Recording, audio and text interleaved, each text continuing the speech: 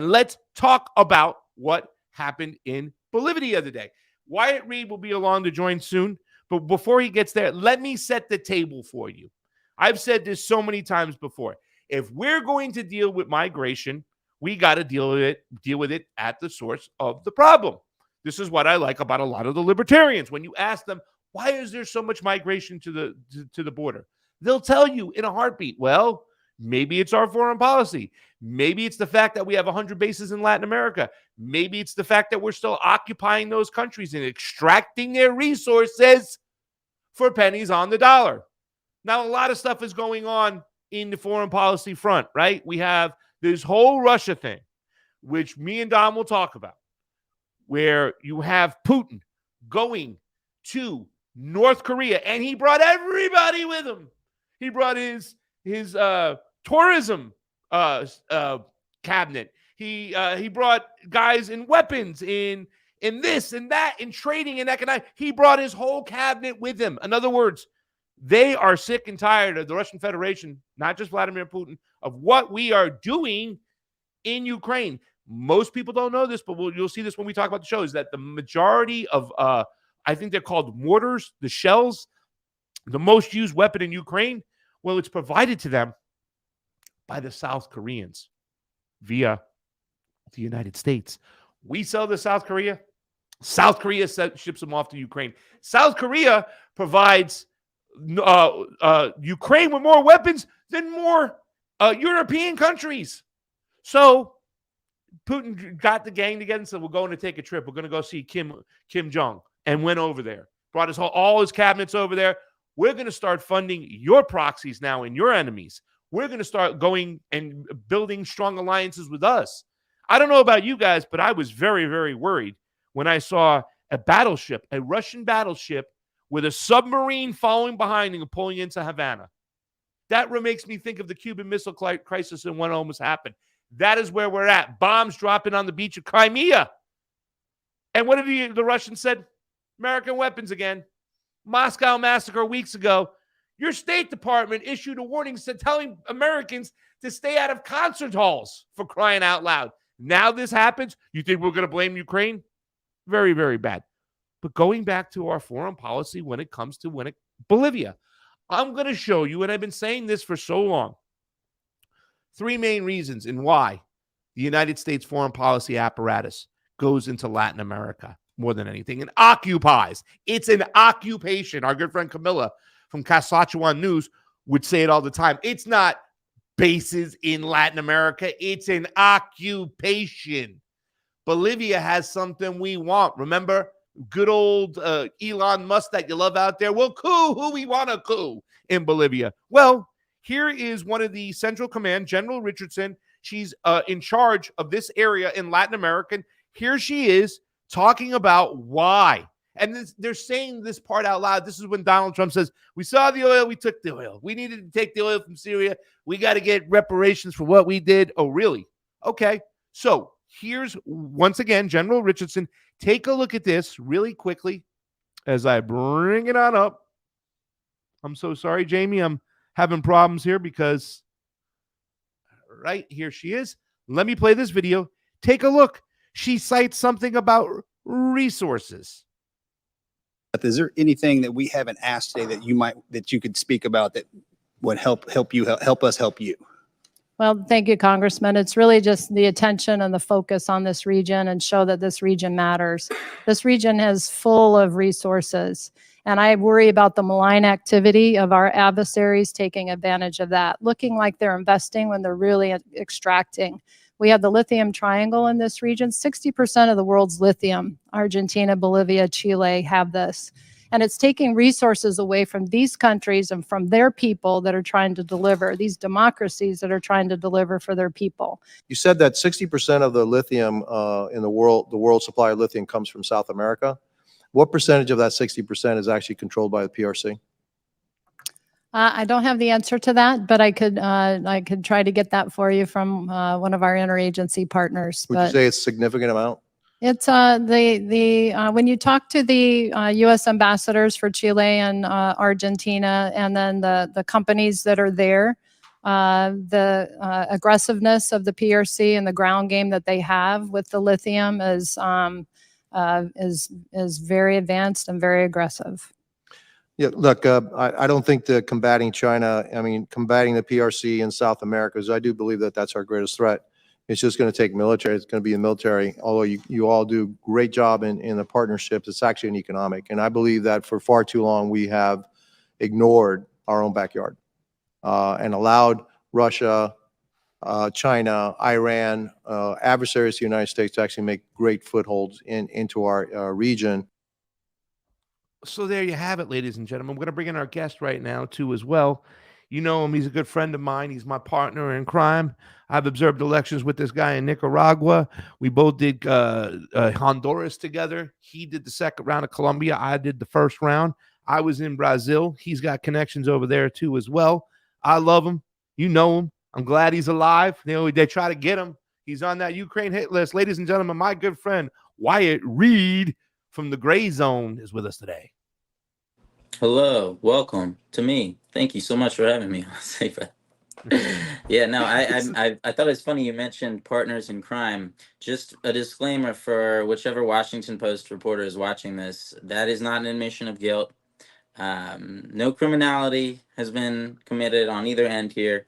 So just a quick little disclaimer. Well, listen, if it's a crime to beat up mojitos, then we are guilty of that. If it's crime to smoke good cigars and beat them up, we are good about that. If it's a crime to spread love and enjoy people's culture in Latin America and bring that information to the United States, then we are guilty as charged, Wyatt. Our good friend, Camilla, she played that video from her outlet, Saskatchewan News. That is some of the most telling, because it's not just Bolivia when it comes to the mentality of the United States foreign policy apparatus. I mean, this guy was saying that he was saying investing, he was kind of claiming that China or Russia, when they go into these countries, what they're doing is that, they're really putting the people at odds. And it's the United States that's going in there, that's protecting democracy, that's protecting human rights.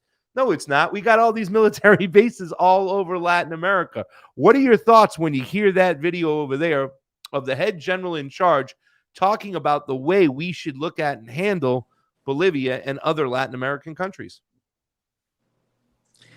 Yeah, well, I think what you saw yesterday in Bolivia, well, obviously it was an attempted coup, right? But to compare it to, for example, to the real kind of successful coup that I witnessed firsthand in 2019, it reminds you of the saying, first is tragedy, then is farce. It was clearly not successful, whereas in 2019, you had a successful consummation of power. You had the military move in and successfully depose Evo Morales and take control and hand power off to someone who had never received a single vote to become president, this senator named Janine Áñez, extremely racist figure who was constantly ranting about how the Indians needed to go back to the Altiplano and, how the Pachamama is satanic, saying all kinds of things like this. Whereas that happened, and this woman immediately comes to power and starts allowing troops, passed a decree. I forget the specific number right now, but it was a widely condemned decree that basically declared open season on protesters and said that police and military who killed protesters would never be held accountable for that, and were basically given carte blanche to do so. That happened, right? And it was a 12-month period of a fascist, unelected dictatorship. Fortunately, yesterday, it appeared to be much more haphazard. This General Zuniga, who was dismissed by President Arce earlier this week, more or less has appeared to be on his own. He didn't necessarily, it wasn't clear right away that the entirety of the military is joining him. I think we're still speculating exactly what happened right now, but the end result was that it was wrapped up and taken care of within the span of about 3 hours. So it was pretty much mopped up before it really even got out of hand, was the way that it seemed, certainly. So what changed? What was different? Why was this? I've been seeing a lot of people ask, what was the difference here? And I think, to me, it's kind of like comparing like the 2001 coup in Venezuela, when you had a united opposition that was all in cahoots, taking orders from the U.S. government, a very polished kind of coup machinery, and comparing that to what we call the Bay of Piglets, when a handful of U.S. mercenaries stormed, attempted to sail into Venezuela on speedboats with a handful of dozen military defectors, and just kind of figured that that was going to be enough. Presumably, they had basically been greenlit to do this by the CIA because they didn't stop them, and they were supposedly aware that it was going to happen. And I think that something similar in Bolivia probably happened yesterday, where you had a political figure who was on his way out, who decided, you know what, we can have a repeat of 2019. The party, the MAS party, the Socialist Party in power is very divided. This split between former President Evo Morales and current President Luis Arce has boiled fully out into the open, and they're talking about running against each other in the presidential election, right? So I think they decided, or this general decided, that now is the perfect time. Let's exploit this divided front. Personally, he's saying, well, I've just been dismissed of my command. My career is over. Now is my chance to kind of make a name for myself. And also, I think thinking that once this thing got rolling, that he would just pick up allies along the way, right? And maybe perhaps not realizing that that's not usually the most successful formula for a coup. These things have to be planned out months, years in advance. And it looked like he was not up to date on his coup 101. You guys wrote in the Gray Zone, top Bolivian coup plotters trained by U.S. Military School of the Americas served as attaches in FBI police programs, right? So you are pointing out something a lot of people don't understand when you said, and when I told somebody this morning, there's a split between Morales and Arce. And like, wait a second, there's a split between Morales and Arce. I didn't know that. Like, most people don't know that. And Right. I think a lot of people are trying to figure out, and this is something that, we're getting clear answers from you. Do we know for a fact, and put up the article really quickly that says top Bolivian coup plotters trained by U.S. military schools of the Americas served as attaches in the FBI in police programs. So my question to you is, do we know for sure or not, Wyatt Reed, if the U.S. was behind this coup? You referring to the 2019 coup? This coup, yesterday's coup.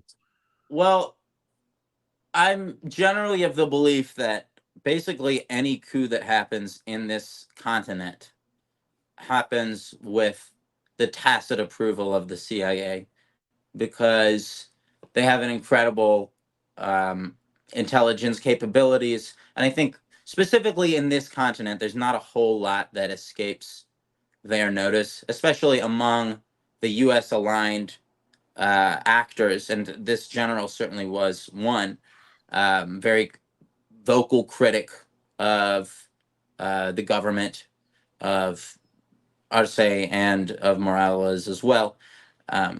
So I think these are figures who are generally within the orbit of the United States, and have been for many years. They hang out in the same social scenes.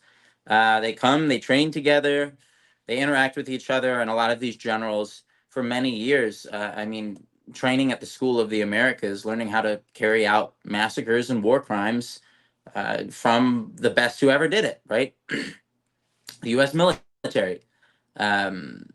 So that's kind of the military tradition that they're steeped in. And in recent years, there's obviously been a push in Bolivia under Morales and now under Arce to have them train with people like Venezuelans or Cubans, for example, as opposed to Uncle Sam. And I think that probably is long term reducing the possibility of these kinds of things happening over and over and over again. But in terms of the extent to which the U.S. is involved, I think it's very difficult to say right now. We don't have any smoking gun, certainly. And like I said, this to me, it strikes me as that kind of when the U.S. Military guys took the speedboats down to Venezuela and tried to overthrow the government of Maduro. It was kind of a fantastical plot. Certainly not terribly likely to succeed. Yeah. We lost him for a little bit. Let's play this other video I put up really quickly. Ladies and gentlemen, he should be back. We'll probably catch him back. But this here is Bolivia foreign minister. We hope to become part of BRICS, and this is at the end of April of 2024. We would like you to become part of this economic and friendly space to oppose the hegemony of the United States. The Russian foreign minister, you see Lavrov over there saying Russia supports these Bolivian aspirations. Something that our president mentioned many times in his speeches. We need to strengthen relations in economic, political, and other areas between our countries. Russia is very important for Bolivia because it represents a group of countries that is willing to develop multipolar world order via the initiatives of the BRICS, and the BRICS organization is an alternative. This alliance of countries, they can make important contribution to the development of the world. We also hope to become a part of this organization, of this association, and if we will be allowed to join this association, we would like to make our contribution to the common economy, to the social policies of the organization, and to become a part of this economic and friendly space to oppose the hegemony of the United States. We would like to play an important role in the new configuration of international relations.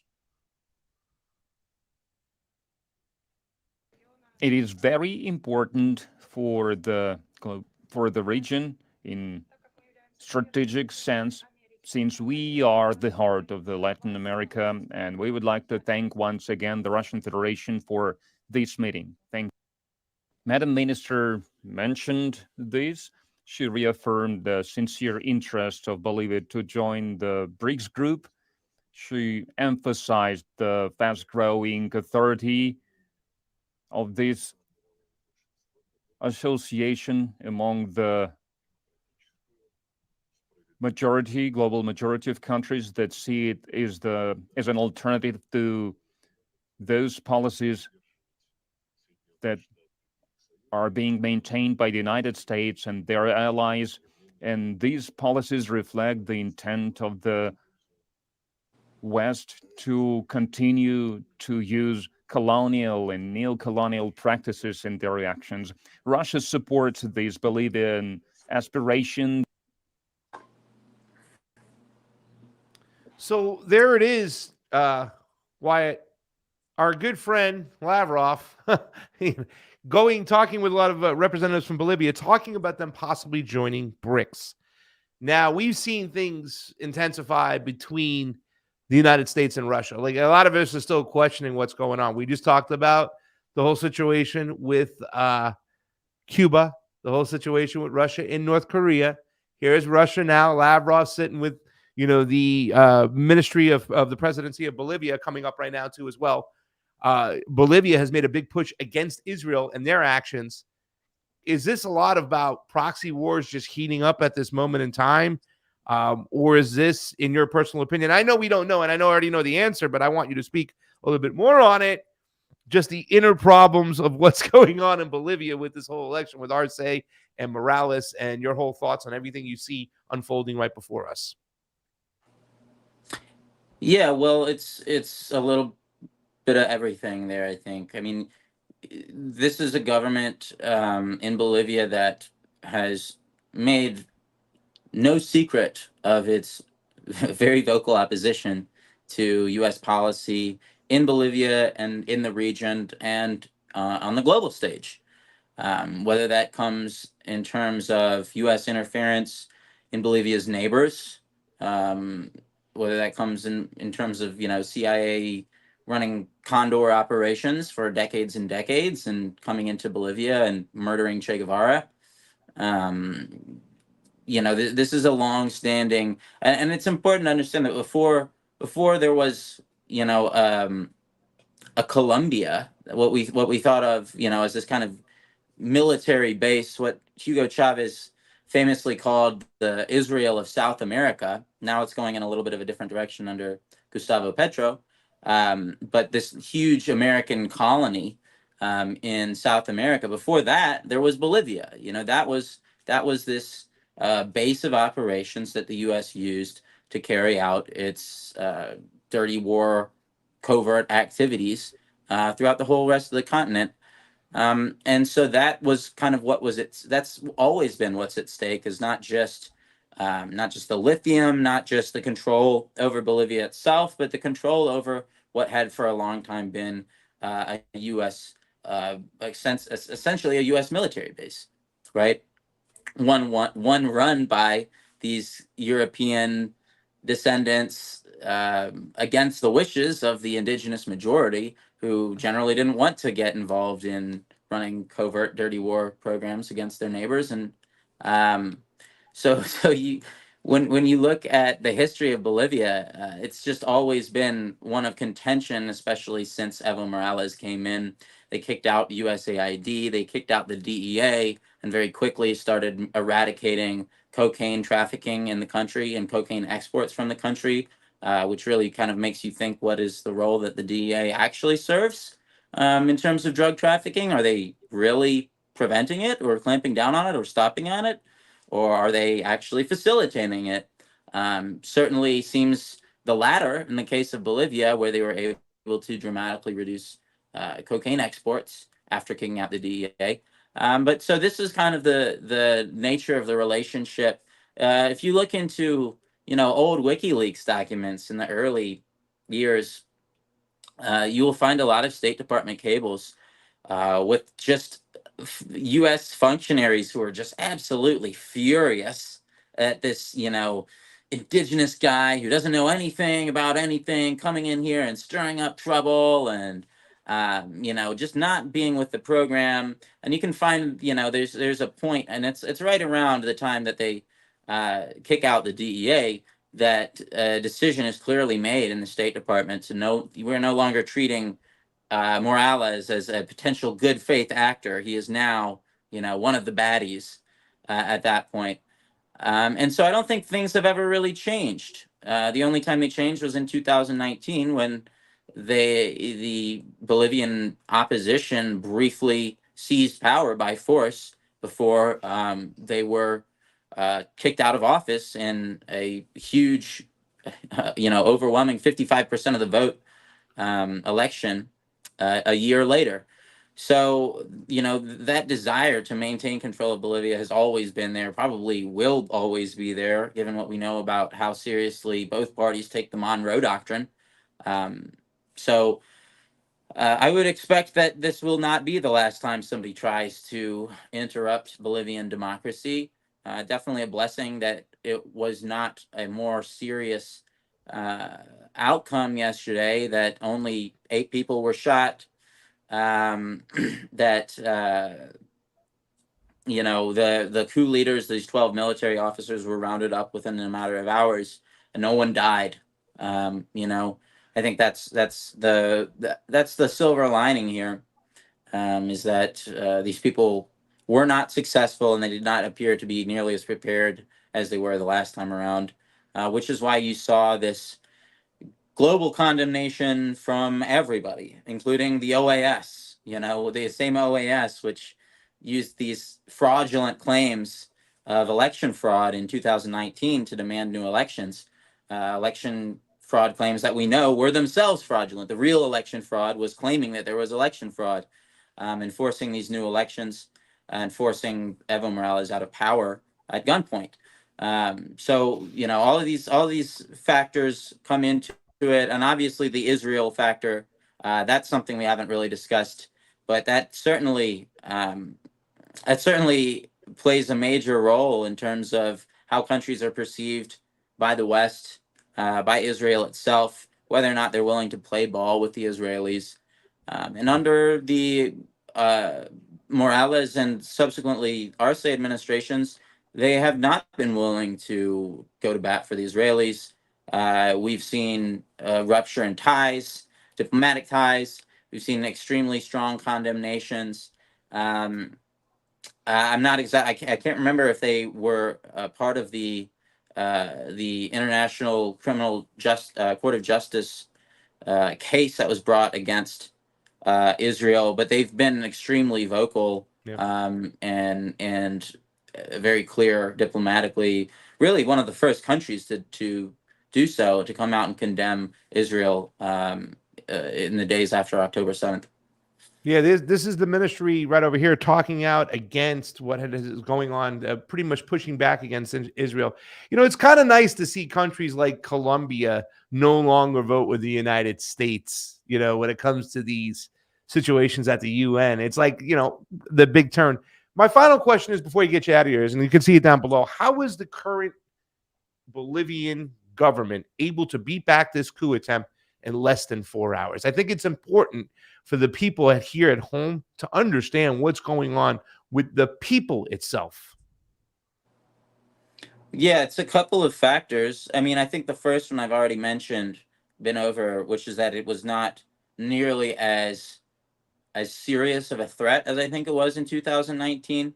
But then on the other hand, you have a people and a populace that is familiar with how to resist a coup, that has been through this before, that they already saw this movie, 5 years ago, less than 5 years ago.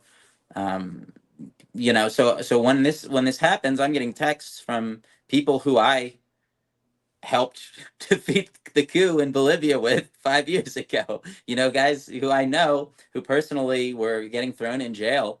And I don't mean to be too self-aggrandizing, but I do actually think that independent journalism and journalists in particular, ourselves at the Gray Zone and Cal News, were actually pretty instrumental in getting a lot of Americans to put eyes on what was happening there in 2019 when the mainstream media refused to do so. I was down there with our friend Camilla in 2019, the night of the Sangata massacre, and we were outside the hospital where dozens of mothers were learning that their kids were either horrifically injured or had been murdered. Many of them by gunshots from helicopters, from troops who had been given a license to kill by this new fascist government. So they were screaming and wailing, and it was one of the most emotionally just devastating moments I've ever experienced in my life, to be around so many just absolutely devastated mothers, and to be recording this. And it was just me and Camilla. We were the only English speakers there for that. There was no New York Times, there was no AP, there was no CNN, no Fox News, no MSNBC, nobody. It was just us, right? And so I do actually, think, it's okay in that sense to give ourselves a little bit of a pat on the back for actually going down and covering that when it didn't happen, or when it did happen. And I think on some sense, there is an awareness now that when these coups happen, there will be journalists, even if you guys keep all your mainstream media guys at home, there will be some rogue journalists like ourselves who are going to go down there and tell our people the truth, and allow our people to actually have an informed decision about what we're doing with their tax money. That that may have played a factor. Obviously, I think the biggest factor, though, is just the mobilization, the level of organization that Bolivian, especially unions and social movements have. Yeah. They've Yeah. they're battle hardened, battle tested. They've seen all this stuff before, and so this time around, I think, they were ready. My friends who are calling me, we're going down to the Plaza Morillo. We're gonna be there. We're going to, if they're gonna start shooting people, well, they're gonna start shooting people, but we're gonna be there, and we're not gonna be scared about it. And that's just the way it is now. And you can't unlearn some lessons.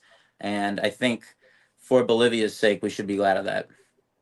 It is okay sometimes to pat us on the back. I think the work we are doing is important. I've been at least able to take the work and the information I've learned from you guys, and vice versa too, right? Like, you hear what kind of voice I am on elections. We've worked on elections together. You guys have heard my voices when it comes from the very beginning, when it came to COVID protocols. And it was great to share the stage with Max Blumenthal and Cam Iverson and Jimmy Dore, leftist, in Defeat the Mandates in LA, but also share the floor with them and the stage with you in Washington, D.C. when it comes to what was it? The Rage Against the War Machine. So, being consistent on what's actually going on, and independent media is needed that way. And I think, really, to tell you the truth, before we get you out of here, it's very important for the people of Peru, and I think they're seeing this too as well. I don't know why Pedro Castillo is still behind bars. I think a marching of right to that capital now and saying, release this guy, enough is enough, get the Americans out of there, let the Peruvians keep their lithium. Because at the end of the day, that's the resource I think that is most wanted. And it's just such in your face, the smugness of the West of, the way the Chinese are going in there. Yeah, they're going in there with their checkbooks and their engineering and their infrastructure abilities and saying, let's be partners, when the Americans are going in there with a gun, a tank, pointed at their head. Everybody, Wyatt Reed, Gray Zone, go check them out. We love you, brother. Look forward to seeing you soon.